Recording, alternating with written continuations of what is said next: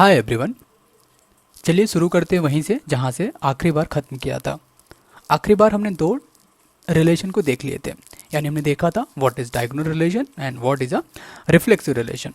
तो आज हम बात करते हैं सिमेट्रिक रिलेशन के बारे में। What is symmetric relation? तो काफ़ी मज़ेदार है, काफ़ी इजी है, कोई इसमें घबराने वाली बात नहीं है। कहानी ऐसी है कि if x relate to y, then definitely y is going to relate with x। Okay, क्या मतलब हुआ इसका? एग्जाम्पल के तौर पे समझिए कि हमारे पास, समझिए एग्जाम्पल के लिए समझ लीजिए हमारे पास एक सेट है with 3 element 1 2 and 3 and on the basis of this set we form a relation. तो सपोज करिए कि तुम्हारे पास रिलेशन है 1 and 2, 2 and 1, 3 and 2, 2 and 3। Okay, so now try to understand कि इफ़ x और y का रिलेशन एग्जिस्ट करता है तो कहीं ना कहीं तुम्हारा y एंड x का भी रिलेशन एग्जिस्ट करना चाहिए। Are you getting my point? If you can observe this point x relate to y, so इस पूरे कहीं ना कहीं पर तुम्हें क्या दिख रहा होगा? y रिलेट टू x भी दिखना चाहिए, then it's going to be symmetric. And as सिर्फ इसी के लिए नहीं होना चाहिए, जो भी तुम्हारा x और y है अगर वो रिलेशन में है तो definitely 110% y relate to x होना चाहिए। Are you getting my point? Then you can say it is a symmetric relation. Okay, so this is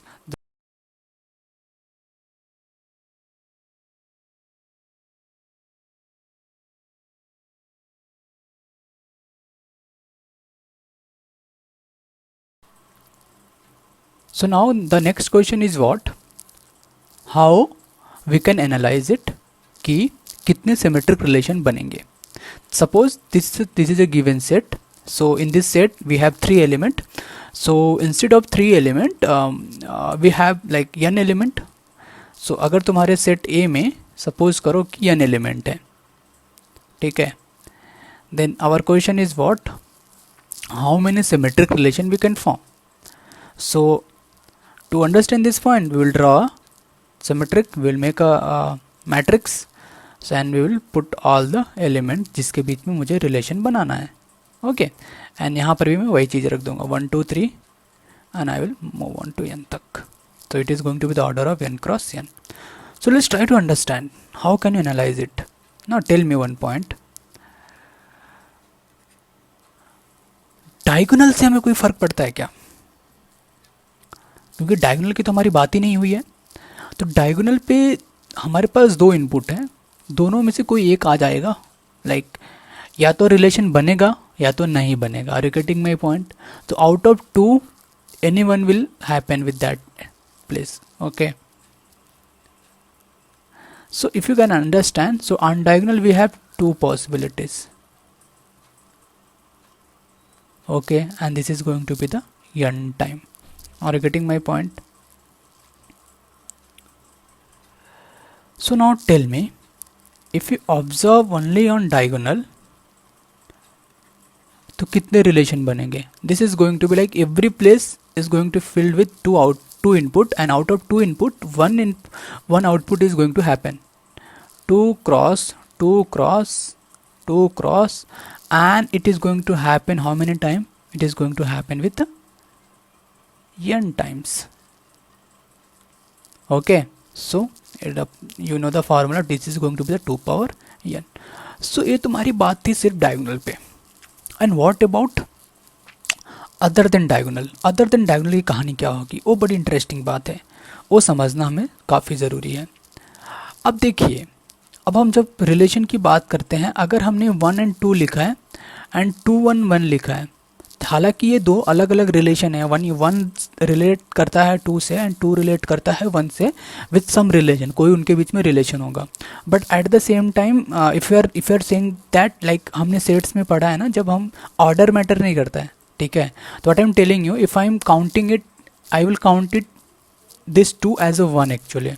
okay, what I'm telling you कि if I am establish this relation 1 and 2 relation, if I am establish that means what, इसका मतलब क्या होता है, to and one का भी relation बना है. Are you getting my point और not? If I am like understand this point, if one and two relation, अगर मैं इसका और इसका रिलेशन फॉर्म कर रहा हूँ, ठीक है, दैट मीन्स यहाँ पे दो चांसेस हैं, या तो रिलेशन होगा या तो नहीं होगा. तो एट द सेम टाइम तुम्हें क्या समझ में आता है कि टू एंड वन का भी रिलेशन होगा, ठीक है, एंड उसको मैं एक सिंगल काउंट करूँगा. तो this is going to happen only like तुम तो या तो बिलो डायगोनल एलिमेंट काउंट करो या तो एबव डायगोनल एलिमेंट काउंट करो. Are you getting my point? So you are not going to count it, नीचे के लिए भी काउंट नहीं करो, because the same thing is going to happen, like same order, same pair बनेंगे with a different order. Okay, so you are not count it like two time, इसको count नहीं करोगे. So you can write like this, other than diagonal if you count it, तो वहाँ पर भी दो chances हैं. Like we have a two input, out of two input one is going to happen, 2 cross 2 cross 2 cross, and this is going to happen how many times? So now if you know the concept of matrices, then you can understand. Other than diagonal, there is going to be how many element? N square minus n divided by 2. Okay, so this is a formula. It is going to be the 2 power n square minus n, okay, divided by 2. Then how many relation is going to happen? That is symmetric relation. Just multiply these two things. So the total relation, like total symmetric relation कितने हो जाएंगे तुम्हारे पास? This is going to be the 2 power n into 2 power n square minus n divided by 2. Okay, just try to simplify it. So you will get 2 power n plus 1 divided by 2. So you can remember this formula. So in this slide we learned about what is symmetric relation, and second point we learned about how many symmetric relation can be formed if you have a set with n element. I hope you cleared with this explanation. If you have any doubt, you can post your doubt in the comment section. Okay, or you can search on Google or any good reference book you can follow. तो वहाँ से भी तुम्हें और भी easiest explanation मिल जाएगा. Okay, now next we will see the antisymmetric.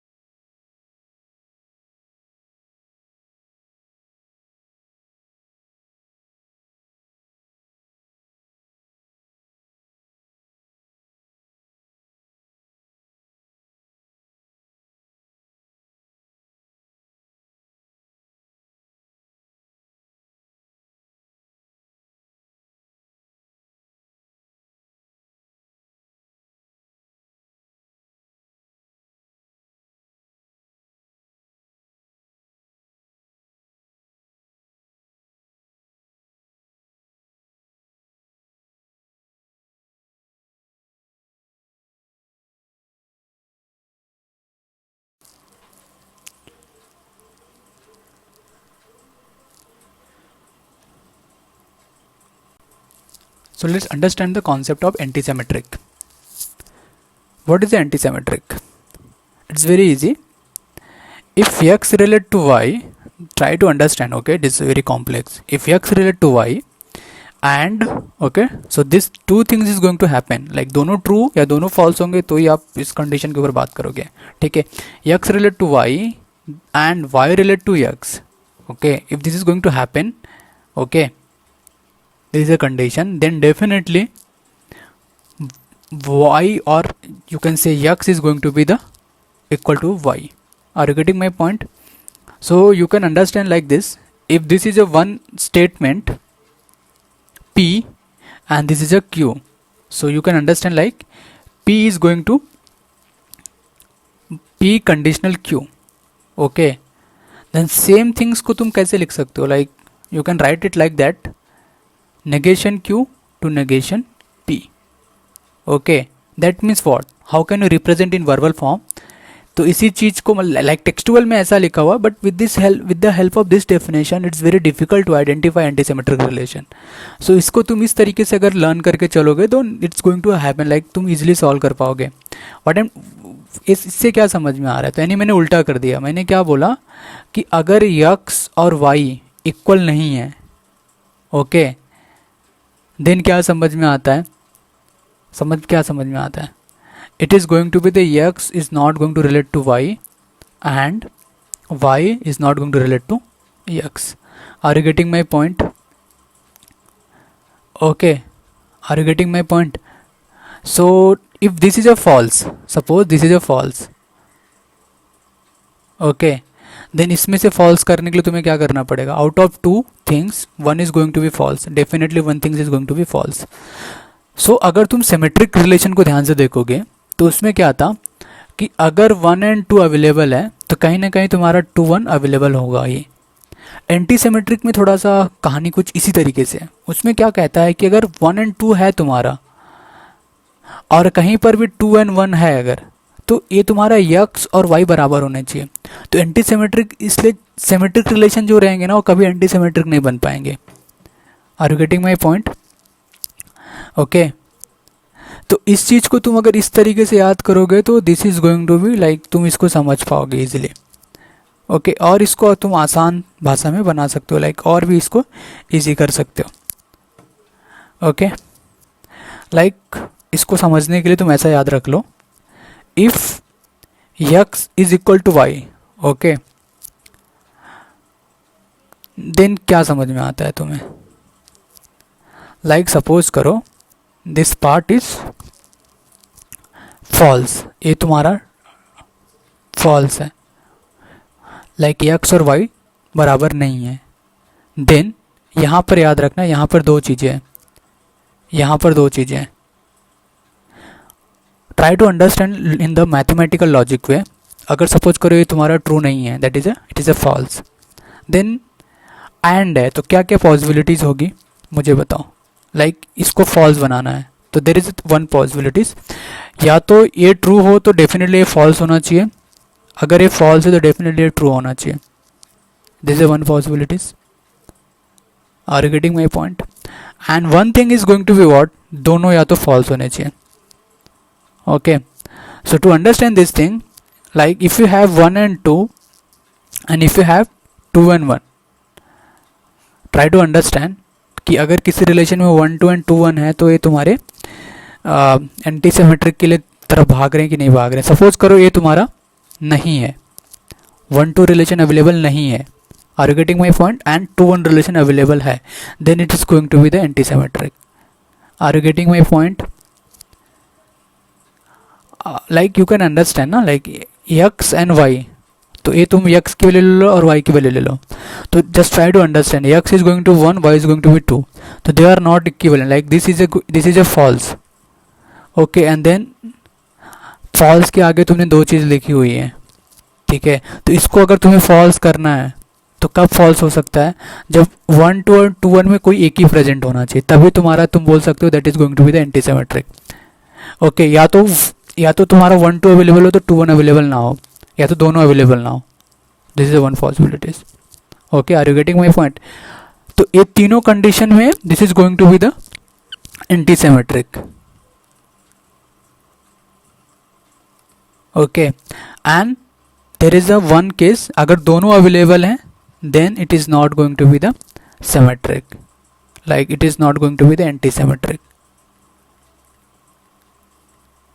Okay, तो don't assume that कि it is not a symmetric then anti symmetric होगा, ठीक है, ऐसा नहीं है. Just stick with the definition. तो ये तुम्हारा टेक्सचुअल डेफिनेशन है, इसको हम लोगों ने मॉडिफाई कर दिया थोड़ा सा टू अंडरस्टैंड इट. लाइक अगर x एंड y सेम नहीं है, like how can you explain it? Let's take an example. let's stick with the like this example. If you're taking it like relation 1 and 1, and one relation is 2 and 2, other is 2 and 1. So try to analyze it and tell me the answer. x related to y, like x हमने पहले एक एक को check करना है with this definition. x is equal to y, 1 is equal to 1, ये तुम्हारा true है. तो तुम x relate to like diagonal है तो वी डोंट केयर एक्चुअली, 1 1 है 2 2 है तो we don't care. And what about this thing 2 1 1, तो x and y they are not equal, that is a false. तो पूरे स्टेटमेंट में ओनली 3 थिंग्स इज अलाउड, याद रखना. अगर 1 2 है, अगर 2 1 है तो 1 2 अवेलेबल नहीं होना चाहिए ना. Are you getting my point? तो just put here and just go by your logical thinking, जो मैथमेटिकल लॉजिकल का तुम्हारा नॉलेज है, just go by that things and try to analyse it. Okay. Okay, I hope you cleared with the symmetric anti-symmetric relation. Now, so you can analyze it, how many total relation can be formed in the anti-symmetric relation. So you can analyze it, just make a matrix, then you can analyze it. So I am writing it directly, you can copy it in your notebook. So on the basis of these formulas they can ask the question. So total symmetric relation कितने बनेंगे?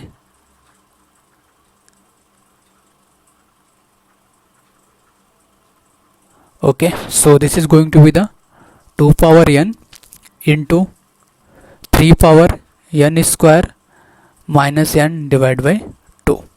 Okay, so this much, I'm really sorry, this is a anti-symmetric. Okay, so kindly note it and then we will move to the next concept.